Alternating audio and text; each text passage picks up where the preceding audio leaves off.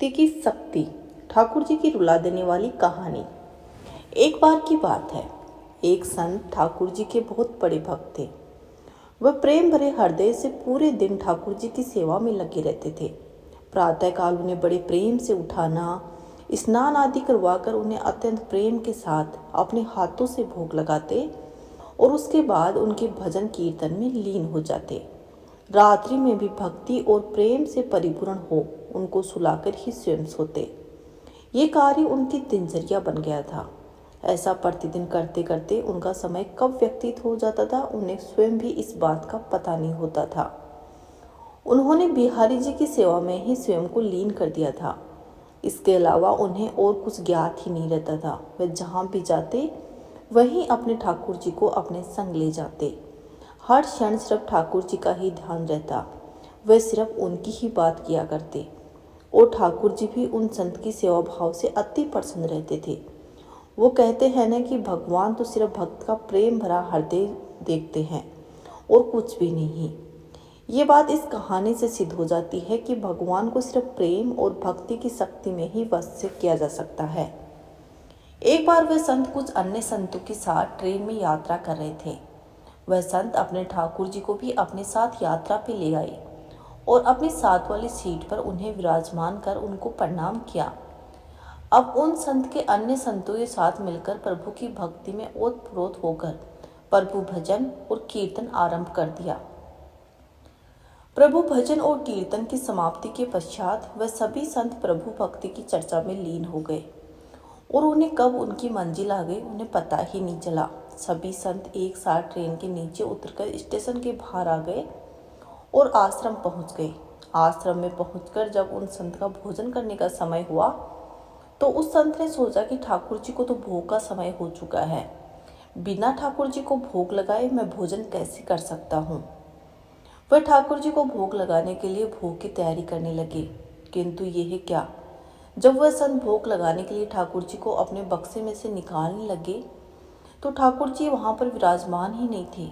ये दृश्य देखकर संत को बहुत ही आघात लगा। वह अपने चारों तरफ ठाकुर जी को ढूंढने लगे, किंतु उन्हें ठाकुर जी कहीं नहीं मिले। वो संत बहुत ही निराश हो गया। अब उन्हें अपनी व्यथा अन्य संतों को कही तो सभी संत मिलकर पूरे आश्रम में ठाकुर जी को ढूंढने लगे, किंतु ठाकुर जी कहीं नहीं मिले। अब वह संत और ज्यादा निराश होने लगे और वह सोचने लगे कि बिना ठाकुर जी के तो मैं क्या करूँगा। ये बात सोचते सोचते उनके नेत्रों से अश्रु की धारा बहने लग गई। ये देख अन्य संत और सज्जन उस संत को समझाने लगे कि कोई बात नहीं, यदि आपके ठाकुर जी नहीं मिल रहे तो हम आपको दूसरे ठाकुर जी ला देंगे, किंतु आप अपना मन हल्का मत कीजिए।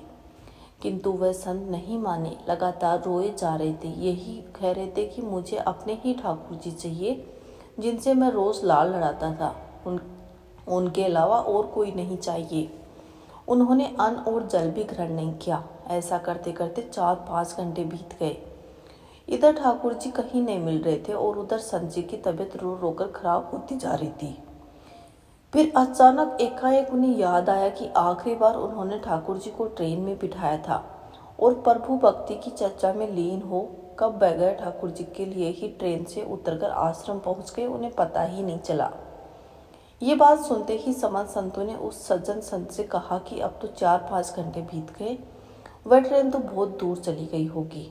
ये बात सुनकर सज्जन संत ने अन्य सभी संतों से कहा कि मुझसे गलती हो गई कि मैं बगैर अपने ठाकुर जी को लिए ही ट्रेन से उतरकर आश्रम आ गया, किंतु मेरे ठाकुर जी मुझे छोड़कर कहीं नहीं जाएंगे। मुझे पूरा विश्वास है कि ठाकुर जी वहीं पर मेरी प्रतीक्षा कर रहे होंगे।